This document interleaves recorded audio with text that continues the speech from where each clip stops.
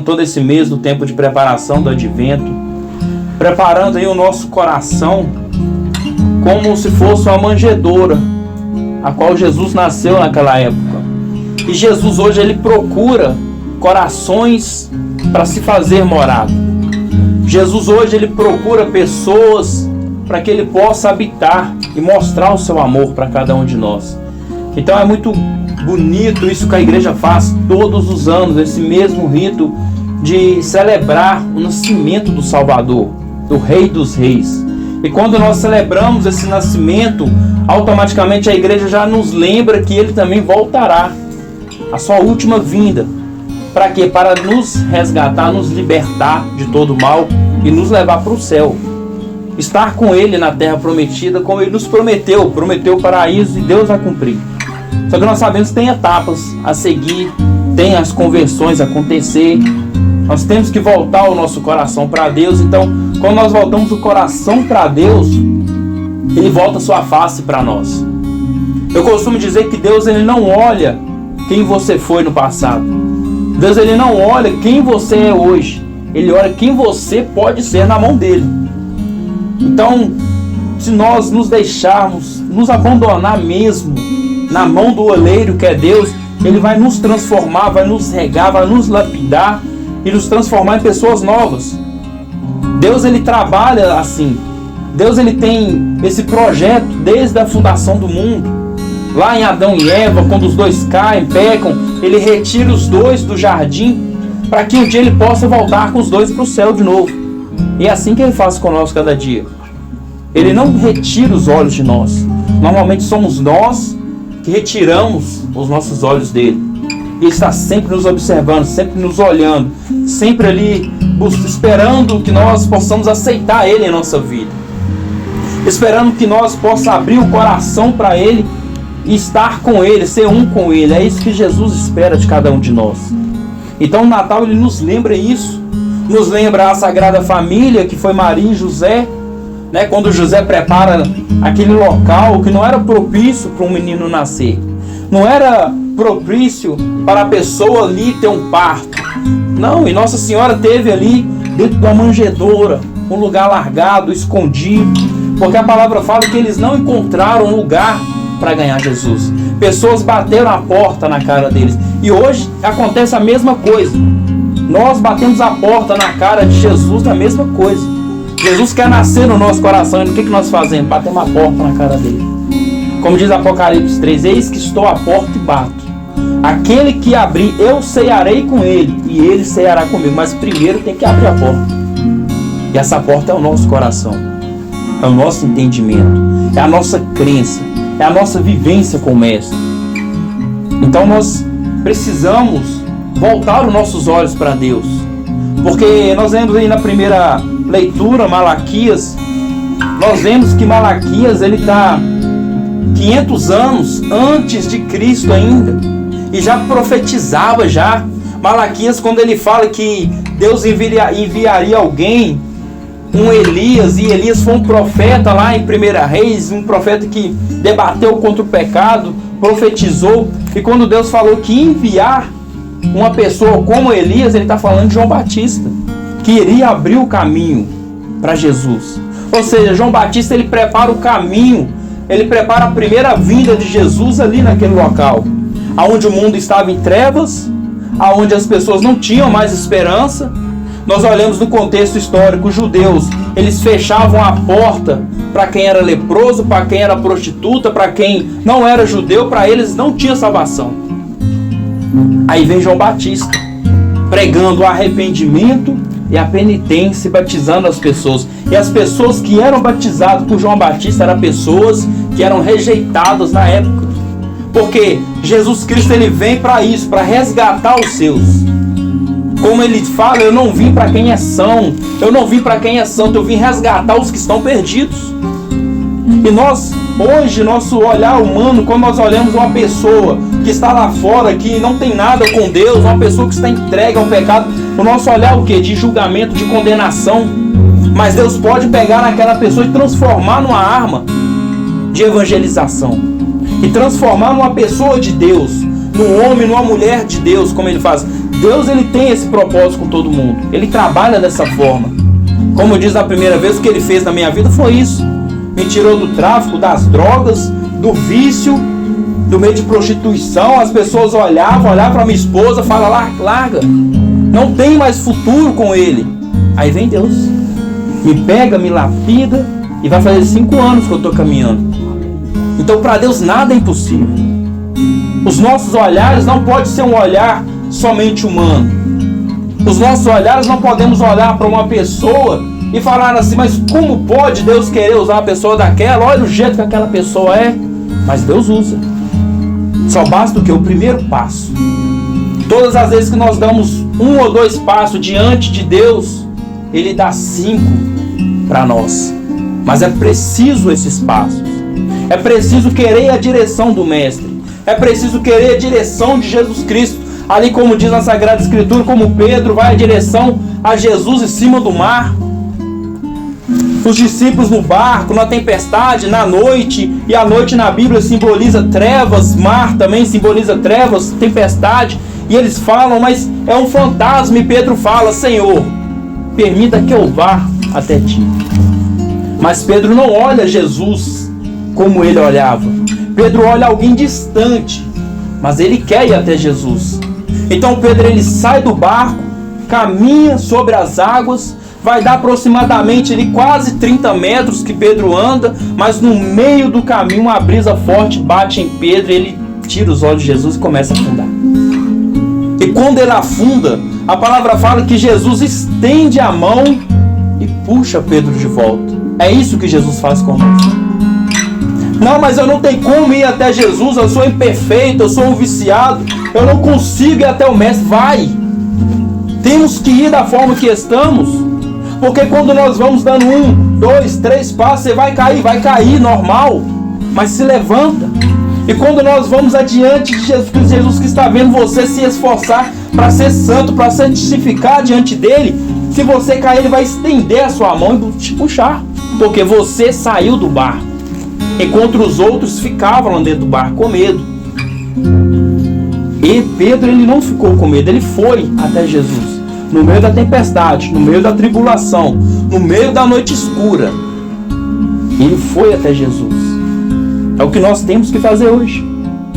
A família não está bem, o emprego não está bem, o mundo vai de mal a pior. Mas não tiramos os olhos do Mestre. Seguimos ao Mestre, seguimos a Jesus. Igual o Evangelho mesmo, ele vai falar da mãe de João Batista e do pai de João Batista, Zacarias e Maria Isabel. Os dois eram velhos, não poderiam ter filhos. Zacarias cuidava do templo, o sacerdote do templo. E a palavra um pouco anterior vai falar que Zacarias entrou no templo para fazer sacrifícios para Deus. E quando ele entra, ele vê o anjo fala com ele, não temas, eu vou enviar, Deus vai enviar um filho para vocês, e esse filho vai preparar o caminho para Jesus Cristo. E Zacarias não acredita, ele fica mudo. E o anjo fala, porque você desacreditou, você vai ficar mudo. E passa ali 5 meses, 6 meses, 7, 8, 9 meses, João Batista nasce, espera 8 dias para apresentar João Batista no templo. Quando eles vão apresentar João Batista no templo, as pessoas ficam abismadas, mas como pode um casal velho ter filho nessa altura do campeonato? E eles, sabendo que Zacarias estava mudo, como diz a palavra que nós acabamos de ler, eles falam, mas qual será o nome do menino? E Maria Isabel fala, João. E eles tentam ali persuadir Maria Isabel e falam, não, mas ele não pode chamar João, o nome do pai dele é Zacarias. E Zacarias pega uma pedra, pega ali uma tábua, escreve lá, o nome dele é João. E quando ele escreve, Zacarias volta a falar, porque ele vê ali diante dele o milagre que Deus enviou. Então acontece 2 milagres: o nascimento de João Batista, com os pais já velhos, e Zacarias que volta a falar, o povo fica abismado. Que ele volta a falar, o povo fica cheio de temor e fala, este menino será uma arma na mão de Deus. Deus tem um propósito com esse menino. Porque não tem condição nascer numa família já velha dessa, e o menino nascer bem, a mãe não morre. Deus tem um propósito com esse menino. É igual ao seu filho. Deus tem um propósito com o seu filho. Deus está gerando o seu filho. Nossa Senhora, assim como ela gerou Jesus, ela está gerando o seu filho também. E quando o seu filho ser gerado, eu tenho certeza que as pessoas vão olhar e vão falar assim: Deus tem algo na vida desse menino. Deus realmente existe. Olha a transformação da casa, olha a transformação da família. Mas tem que crer. Maria Isabel creu, estava crente no que ia acontecer. Mesmo os olhos humanos, mesmo na sua idade avançada, ela poderia falar: eu nunca mais terei um filho. Zacarias, da mesma forma: nós não teremos mais filhos. Já temos 70 para 80 anos de idade. Não tem como mais. Mas Maria Isabel acreditou. Ela acreditou até o último momento. E a fé da gente é isso. A nossa fé é como São Paulo fala: nós não caminhamos pelo que vemos ou ouvimos, mas pelo que acreditamos. Nós não enxergamos Deus, mas nós sentimos Deus. Hoje nós não conseguimos ver a face de Jesus, mas nós sabemos que há 2000 anos ele pisou nessa terra. E ele existe. Nós sabemos que Jesus está cuidando de nós, está a todo momento cuidando da nossa casa, gerando a nossa casa, mas muitas vezes o propósito da nossa vida, da nossa família é interrompido porque nós estamos desacreditando da fé, desacreditando da profecia que Deus me fez, porque eu chego em casa e vejo a minha casa desordenada. Eu vejo a minha casa destruída. Não, mas e o que Jesus falou? E o que a palavra fala em relação a isso? Que nós não caminhamos pelo que enxergamos. A fé, ela vem por ouvir a palavra. E ao ouvir a palavra, ela vai no nosso coração. E no nosso coração, ela gera em nosso consciente uma esperança. É por isso que é importante nós mantermos a leitura bíblica diária. Nós mantermos aqui a Sagrada Escritura, lendo todos os dias. Porque quando nós lemos a Bíblia, é Deus que fala aos nossos ouvidos, é Deus que fala para nós, é Deus que enche a nossa vida de esperança, é Deus que enche o nosso coração de esperança, e nós vamos nos apaixonando por Deus, e cada vez que nós entregamos a nossa vida para Deus, Deus vai cuidando da obra da nossa casa. Mas é preciso acreditar, é preciso ter fé, é preciso ver com o olhar espiritual. É preciso que eu veja a minha casa de uma forma, mas o olhar espiritual está de outra. O olhar espiritual ele é diferente. Mas como é que nós podemos ganhar esse olhar espiritual? Através da oração. Rezar o texto todos os dias, ler a Bíblia todos os dias, durante algum dia na semana fazer um jejum, uma penitência, e isso vai te aproximando de Deus, te aproximando de Deus. E quanto mais você se aproxima de Deus, você que é mãe, o seu filho também vai se aproximar. E quanto mais os pais se aproximam de Deus, o filho vai vendo o pai como ele age dentro de casa, vai vendo a mãe como está agindo. Mas como é que minha mãe está agindo diferente? Olha a minha casa como é que está. E o filho começa a ter curiosidade de conhecer esse Deus. É assim que acontece. A semente ela é plantada, mas como diz a palavra, tem alguns terrenos que é duros. É mais duro de receber, de dar frutos. Então é preciso cultivar aquela terra, cultivar aquele coração dia após dia, sem perder a esperança, mesmo que as pessoas falam não vai acontecer, e você fala, você não é Deus. Se Deus falou que vai acontecer, eu creio na promessa de Deus. Nós estamos precisando resgatar de novo o nosso coração, essa crença, esse fervor do Espírito Santo. Está precisando de nós crescermos em nosso coração de novo, o amor nosso voltar a Deus. Está precisando. Nós vamos amanhã, depois de amanhã, nós vamos celebrar o nascimento de Jesus. É muito bonito. Mas Jesus, antes de nós celebrarmos o nascimento dele, ele quer nascer no nosso coração. Ele quer nascer na nossa casa. Ele quer nascer no seio da nossa casa, como diz o Papa. O Papa fala que a igreja, a nossa casa é a igreja doméstica. A nossa casa é a igreja doméstica. Então, se a nossa casa é uma igreja doméstica, ela tem que ter um altar de oração. Se a nossa casa é uma igreja doméstica, ela tem que ter oração. Ela tem que transmitir uma espiritualidade, igual está acontecendo aqui hoje. em oração, em buscar mesmo a Deus de todo o coração, de toda a alma, de todo o entendimento. E Maria Isabel, é isso que ela fazia dia após dia. Aquela época, casal que não tinham filhos eram desprezados pela sociedade. Ou seja, Zacarias, mesmo sendo um sacerdote do templo de Deus na época, eles eram desprezados pela sociedade porque eles não iam deixar descendência. Mas no último momento, demorou. No último momento, Zacarias e Maria Isabel tiveram um filho. E não foi qualquer filho, foi João Batista, primo de Jesus. O que preparou o caminho para Jesus. É aquele que olha no olho dos judeus e fala, como diz a Sagrada Escritura, raça de víboras. Quem ensinou vocês a fugir da ira de Deus? Olha a arma que esse homem se tornou na mão de Deus. Demorou a acontecer o milagre? Demorou. Mas todo milagre que é demorado, ele gera bons frutos. Demora? Demora. Passa dias, passa semana, passa meses, passa anos. Não importa. Deus, ele não muda. O tempo de Deus é diferente do nosso. Não é o mesmo tempo nosso. Porque hoje nós olhamos aqui. Deus olha lá na frente. Outra coisa. Outros propósitos que Deus está olhando para a nossa vida, que Ele não pode hoje revelar para nós. Porque se Ele revelar para nós hoje o que Ele tem para nós amanhã, nós vamos desacreditar. É por isso que não revela. E é por isso que nós temos que manter firmes ali com Deus, em oração. Na Bíblia, lendo a Bíblia, o Evangelho diário que a igreja nos dá para ler. Meditando o Santo Texto, oferecendo a família, oferecendo a nossa alma a Deus, pedindo a Deus a nossa própria conversão também, pedindo a Deus força, esperança.